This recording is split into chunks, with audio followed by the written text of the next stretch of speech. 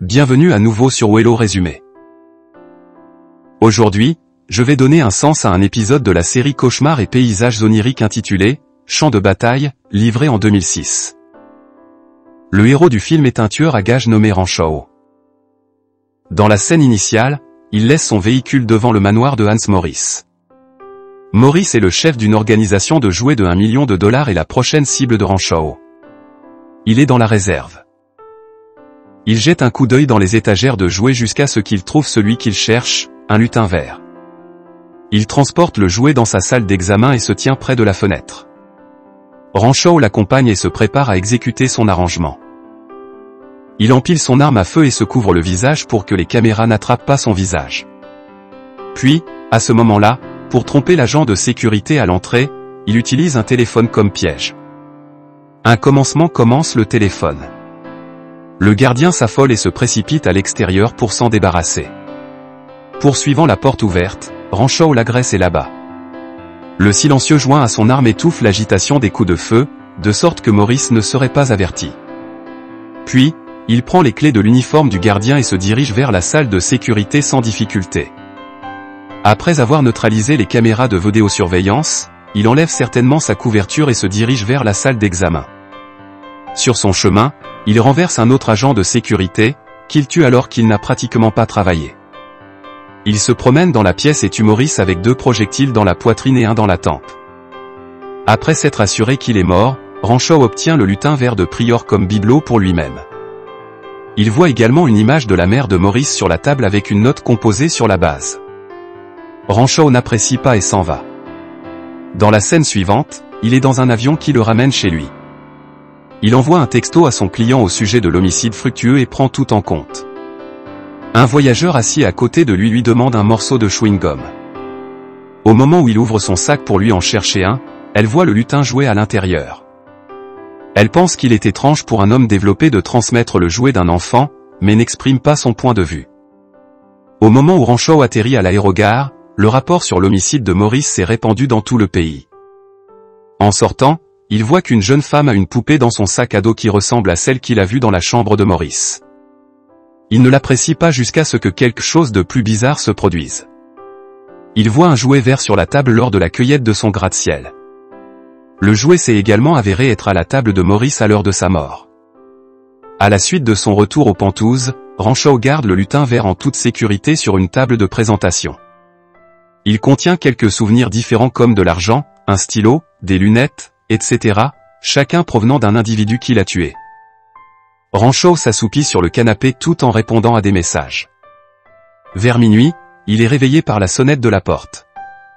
Il pense que c'est étrange et jette vraiment un coup d'œil à la caméra de l'entrée avant d'ouvrir l'entrée. À l'extérieur, la secrétaire reste avec une mallette. Au moment où il n'ouvre pas l'entrée, elle garde essentiellement la caisse sur le sol et s'en va.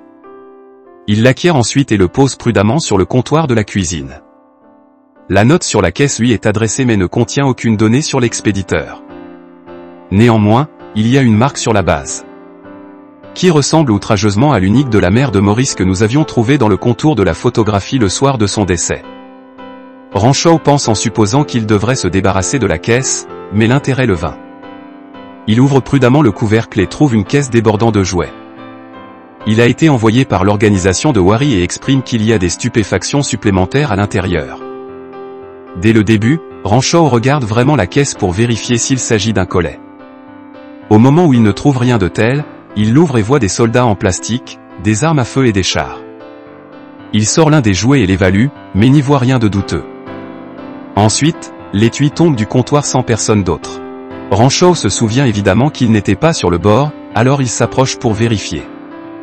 À sa grande surprise, les officiers de jouets de l'intérieur de l'affaire sont absents. Puis, à ce moment-là, des choses plus inhabituelles commencent à se produire dans la maison. Les rideaux se poursuivent tout seuls. De plus, les lumières s'éteignent brusquement. En vérifiant, Rancho comprend que quelqu'un a coupé le lien vers les lumières. Sorti de nulle part, un soldat de dessous la table se blesse les orteils avec une arme tranchante. Il est évident pour Rancho que les soldats jouets de l'affaire sont derrière tout cela. Au moment où il se tord pour vérifier, il commence à se terminer sur lui.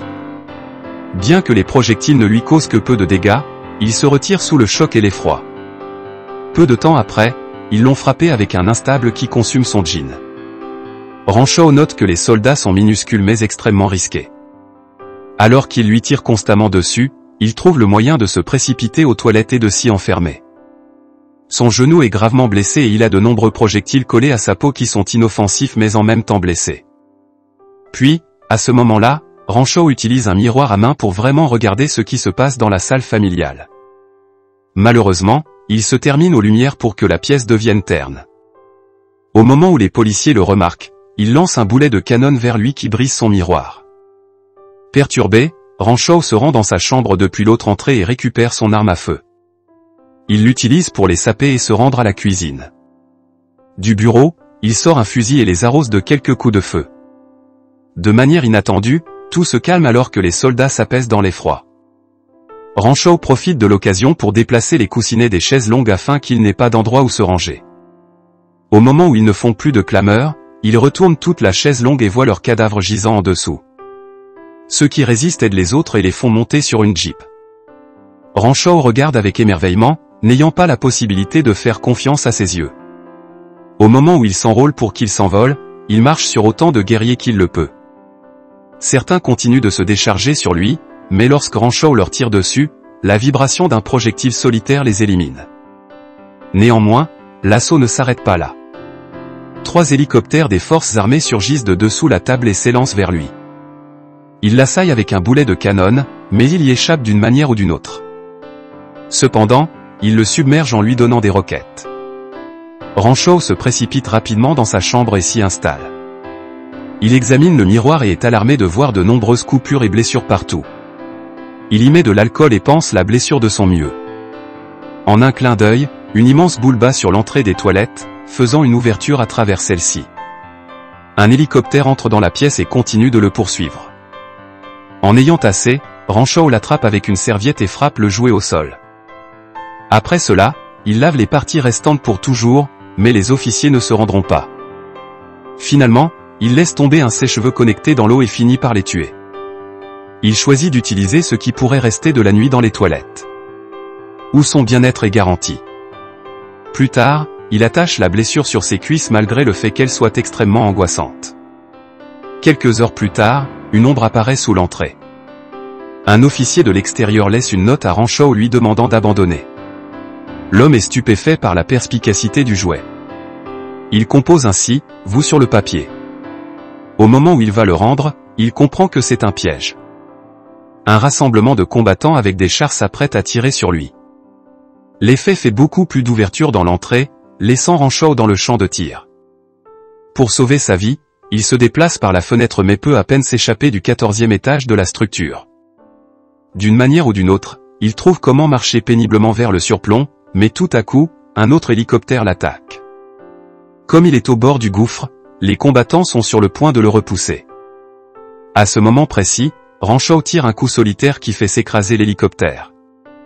Au moment où il revient sur la galerie, il gémit enfin de soulagement. À l'intérieur, d'autres combattants pointent l'arme vers la fenêtre, attendant qu'il revienne. Quelque temps plus tard, il réfléchit à un arrangement. Il occupe les guerriers impliquant un canard élastique dans la piscine. Puis, à ce moment-là, il les poursuit avec un arroseur de feu du côté opposé. Alors qu'il tente de décoller, un autre groupe de soldats attire son attention. Il tourne autour de lui sur une Jeep tout en s'arrêtant encore et encore. Rancho utilise un briquet et une éclaboussure pour fabriquer un lance-flamme et les consommer vivants. Il s'empare même d'une lame et coupe leur corps en morceaux avec amertume. Après cela, il retourne à l'assemblée qui se bat contre les teignoirs de feu et les écrase avec un conteneur. Finalement, tous les guerriers sont tués. Rancho se repose avec le plastique consommé et le déplace. Pour s'assurer que chacun d'entre eux est mort, il les compte et les fait correspondre au numéro sur le boîtier. Au moment où les chiffres correspondent, il se sent enfin mieux, mais il néglige de prendre en compte le choc de récompense qui a été composé à l'arrière du boîtier. Il boit et se baigne pour se détendre. De manière inattendue, quelqu'un lui tranche le poignet depuis l'intérieur de l'eau. En un éclair, il sort et voit qu'il veut coudre rapidement. Il se sert d'une aiguille et d'une ficelle et tapisse la tranche aussi bien qu'on pouvait s'y attendre. Puis, à ce moment-là, il choisit de quitter le Penthouse pour que les combattants excédentaires ne s'en prennent pas à lui une fois de plus. En tout cas, ce qu'il ne peut nier, c'est que la difficulté l'a suivi à l'intérieur de l'ascenseur. De manière inattendue, les lumières s'éteignent et le tableau des boutons se brise, garantissant que Rancho n'ouvre pas l'entrée de l'ascenseur à sa guise. Il utilise un projecteur pour jeter un coup d'œil autour de lui, mais ne voit personne. Au moment où la planche s'ébroue à nouveau, il aperçoit un commando solitaire à l'intérieur. Le jouet sort de l'ascenseur à travers une planche de toit manquante. Alors que Rancho le suit derrière, il voit que l'ascenseur est bloqué. De plus, il n'a aucun moyen réel de s'enfuir. Si tout le reste échoue, il rebondit sur une levée suivante. Il élimine une planche de toit et entre à l'intérieur, heureux d'être enfin protégé. Quoi qu'il en soit, son bonheur ne dure pas longtemps lorsqu'il comprend que le commando l'a suivi à l'intérieur. Le jouet utilise une lame pour couper Rancho plus d'une fois, mais en raison du contraste de taille, il ne lui cause pratiquement aucun dommage. Rancho prend alors le commando et se place au milieu entre les entrées de l'ascenseur. Les entrées pulvérisent sa tête, le tuant finalement. Rancho sourit au corps sans tête du jouet, mais ne tarde pas à découvrir qu'il est attaché à un instable. La bombe explose, le tuant simultanément. Nous voyons un autocollant joint au coffre à jouets qui indique que le conteneur comprend un commando et une arme nucléaire en guise de cadeau supplémentaire. Le lutin jouet pris continue tout seul. C'était tout ce qu'il y avait dans la vidéo, je veux vraiment croire que vous l'avez aimé. Abonnez-vous pour plus de contenu comme celui-ci et cliquez sur le bouton j'aime pour nous aider. Aussi, laissez un commentaire si vous voulez que nous récapitulions votre film préféré. Jusqu'à la prochaine fois, prenez soin de vous.